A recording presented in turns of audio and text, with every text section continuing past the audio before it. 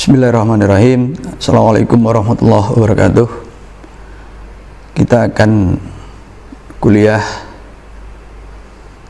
tentang fisika pra-kuantum, yaitu fisika sebelum kelahiran teori kuantum. Dan dari sini nantinya kita harap bisa memahami kenapa fisika kuantum itu harus lahir.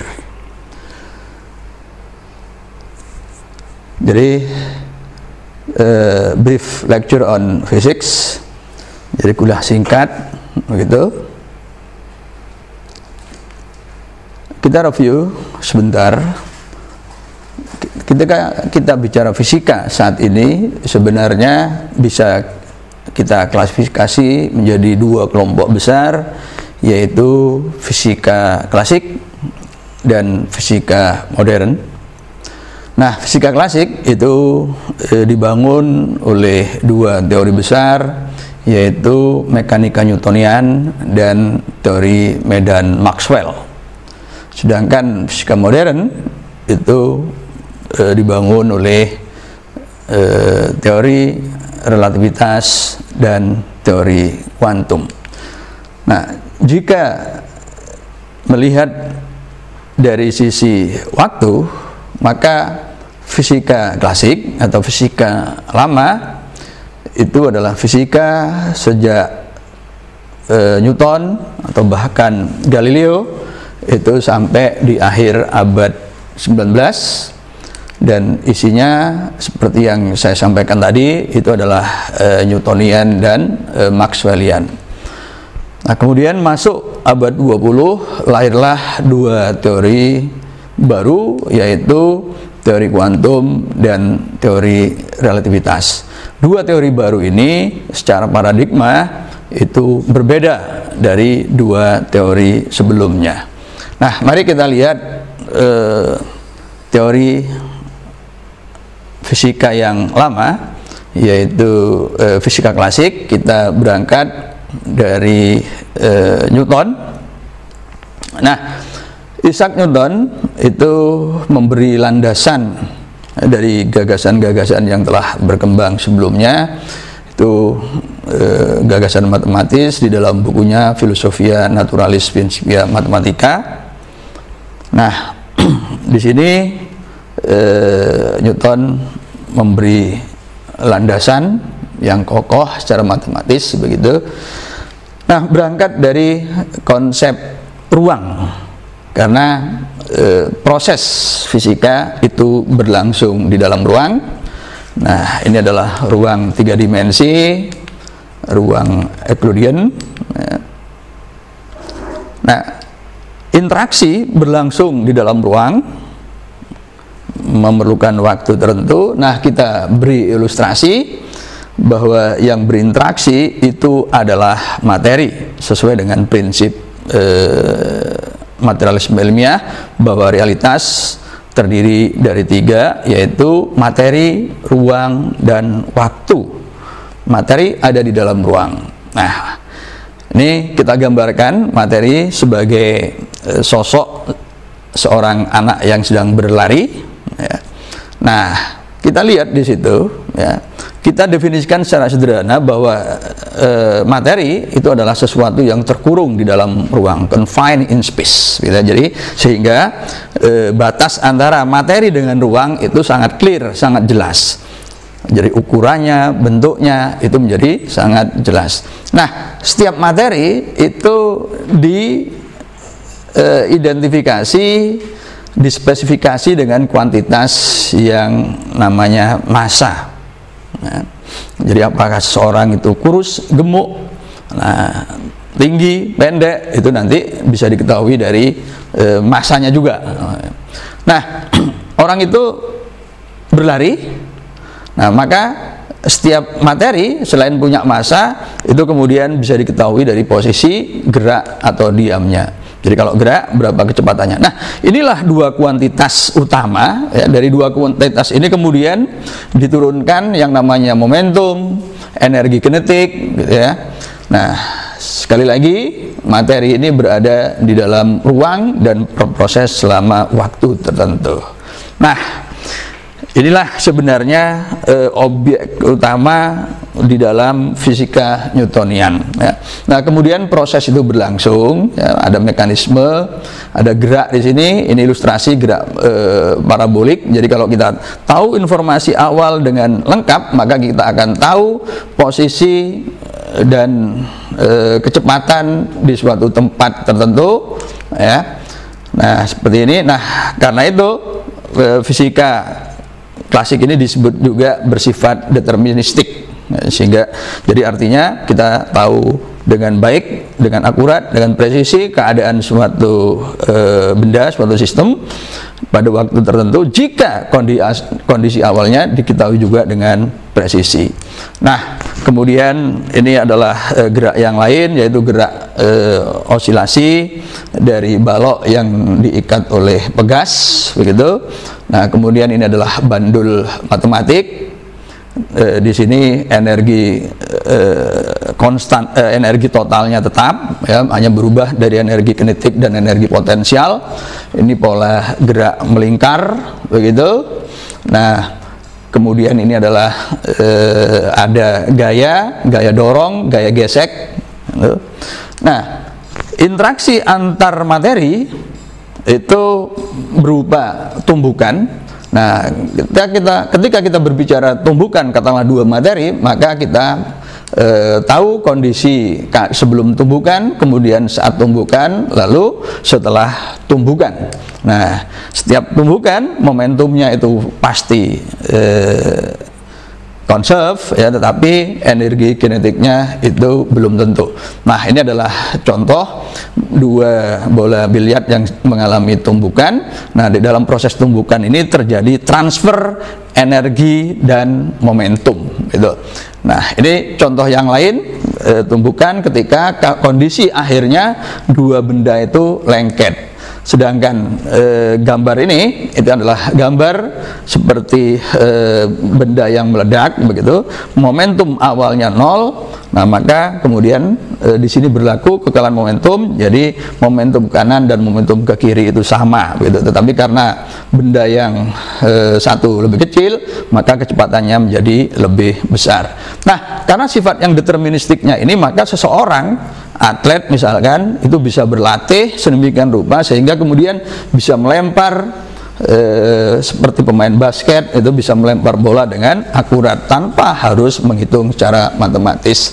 Nah, bentuk tumbukan yang keseharian di jalanan barangkali mudah kita lihat, yaitu ketika mobil bertabrakan atau sebuah mobil menyerondol mobil depannya dari belakang.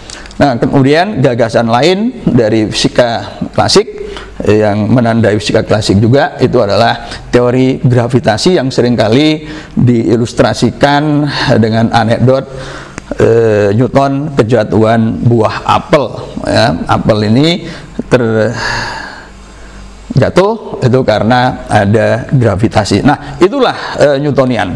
Nah, kemudian teori yang lain itu adalah teori medan Maxwell, ya, yang di sini menggambarkan dinamika gelombang, gitu. Nah, mari kita lihat apa itu gelombang. Kita lihat dari gambar ini, ya. Nah, gambar ini awalnya daun ini awalnya itu berada pada ketinggian tertentu, maka daun itu dikatakan mempunyai energi potensial kalau ukuran nolnya katakanlah pada permukaan air. Permukaan air awalnya itu tenang, tidak beriak, tidak bergelombang. Nah, kemudian daun diturunkan. Nah, ketika daun diturunkan, maka energi potensial itu kemudian menjadi energi kinetik. Lalu ujung daun menyentuh permukaan air ke bawah, maka energi kinetik itu mendorong dan bertransformasi ke permukaan air. Lalu energi kinetiknya bergerak, merambat, menyebar. Itu. Nah, maka kita lihat di sini. Ya, ini pergerakan, jadi ada kecepatan, lalu kita bicara gelombang. Meskipun ini tidak jelas batas gelombangnya, ya, sehingga gelombang itu kita definisikan sebagai sesuatu yang menyebar di dalam ruang, tapi kita bisa perkirakan katakanlah ini panjang gelombang. Jadi gelombang itu mempunyai dua kuantitas utama, yaitu panjang gelombang dan kecepatan. Nah, dari sini kemudian kita juga bisa rumuskan apa yang kita sebut dengan katakanlah frekuensi. Nah, ini ilustrasi untuk gelombang bunyi. Nah, fenomena dari gelombang itu adalah interferensi difraksi. Ya, jadi ini ada panjang gelombang, lalu di sini sekali lagi ada kecepatan.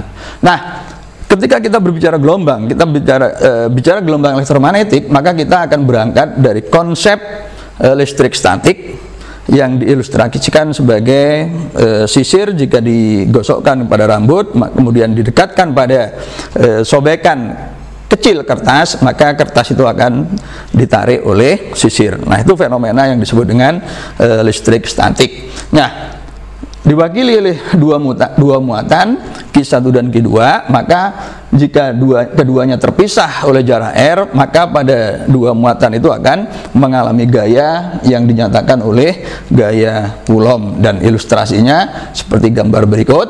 Nah, ini menggambarkan gaya tarik dari dua muatan. Nah, pada muatan kemudian dikembangkan konsep garis kaya yang keluar dari muatan positif dan menuju ke muatan negatif seperti ini, ya. Nah, pada sisi yang lain kita juga mempunyai fenomena apa yang kita sebut dengan bahan magnetik, yaitu bahan yang bisa menarik logam. Nah, jika pada bahan logam kita beri serbuk besi, maka serbuk besi itu akan menata diri sedemikian rupa sehingga kemudian seolah-olah membentuk garis gaya. Nah, jika batang magnet, ini adalah gambar batang magnet yang kita ditaruh di atas permukaan tangan, kemudian di bawahnya kita beri jepitan, maka ternyata itu bisa ditarik meskipun dipisah oleh telapak tangan.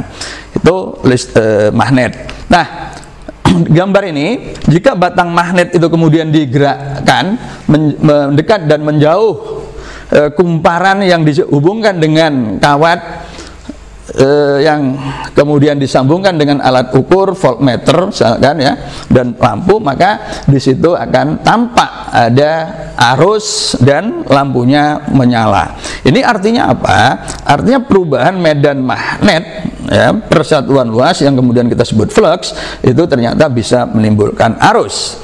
Nah, singkat cerita, medan magnet bisa menimbulkan arus, ini yang kemudian disebut hukum Faraday. Sebaliknya, kalau kita punya arus listrik, ya, mengalir pada kumparan, pada lilitan, dan kemudian kita beri paku, maka paku itu ternyata kemudian bisa menjadi bahan magnetik yang menarik logam yang lain. Nah, artinya apa? Artinya arus listrik bisa menimbulkan medan magnet. Nah, inilah hukum Ampere. Nah, fenomena listrik yang diwakili oleh hukum Gauss, kemudian fenomena magnet dengan hukum ketiadaan monopol magnetik secara klasik, lalu hukum Faraday, hukum Ampere, ternyata begitu digabung itu ada inkonsistensi dari persamaan matematisnya, dan inkonsistensi itu kemudian diselesaikan oleh Maxwell, menambahkan satu suku, dan hasil secara keseluruhan persamaan ini kemudian disebut persamaan Maxwell, dan hasil utama dari persamaan Maxwell adalah penyatuan dua konstanta yang kemudian menghasilkan kecepatan cahaya yaitu sekitar 300.000 km per detik. Nah, singkat kata, persamaan Maxwell itu, ya, solusi dari persamaan Maxwell itu menghasilkan apa yang kita kenal dengan gelombang elektromagnetik, yaitu medan listrik dan medan magnet yang mulanya selalu terpisah, ternyata sekarang kedua medan itu harus selalu ada dalam satu kesatuan dan merambat dengan kecepatan yang tetap, yaitu 300.000 km per detik. Tetapi medan listrik dan medan magnetnya selalu berjalan beriringan, dan sumber utama dari gelombang elektromagnetik itu adalah gerak elektron di dalam atom secara periodik, ya, kemudian menghasilkan panjang gelombang yang bervariasi. Panjang gelombang itu juga pada akhirnya juga memberikan frekuensi yang juga bervariasi. Nah, seperti spektrum gelombang elektromagnetiknya. Nah, ketika gelombang atau cahaya putih dilewatkan prisma, maka cahaya putih itu akan terurai menjadi kumpulan, menjadi beberapa cahaya yang berwarna-warni.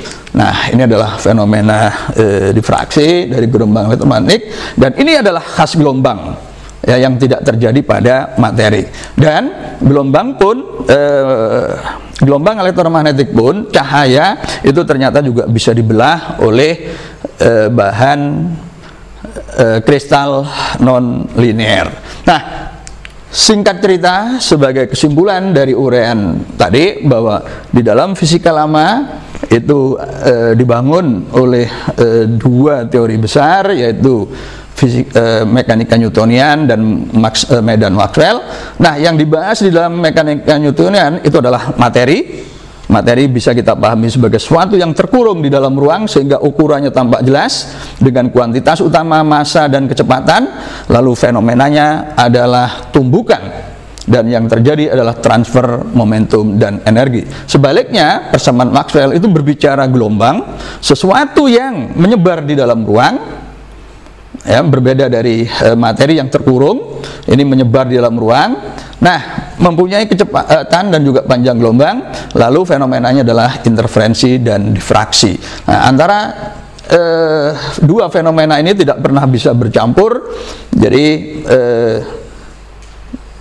fenomena tumbukan itu adalah fenomena materi, fenomena interferensi difraksi adalah fenomena gelombang. Tidak pernah materi mengalami interferensi difraksi, tidak pernah gelombang mengalami tumbukan.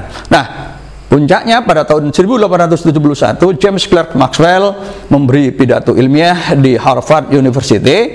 Pidato Maxwell mewakili keyakinan para ilmuwan pada saat itu bahwa the ultimate theory has been found. Jadi teori puncak yang bisa menjelaskan semua fenomena alam itu telah diperoleh, dan teori itu adalah teori Newton dan teori Maxwell. Nah, itulah dua teori yang ada sebelum kelahiran kuantum, yaitu mekanika Newton dan medan Maxwell ditambah sedikit termodinamika.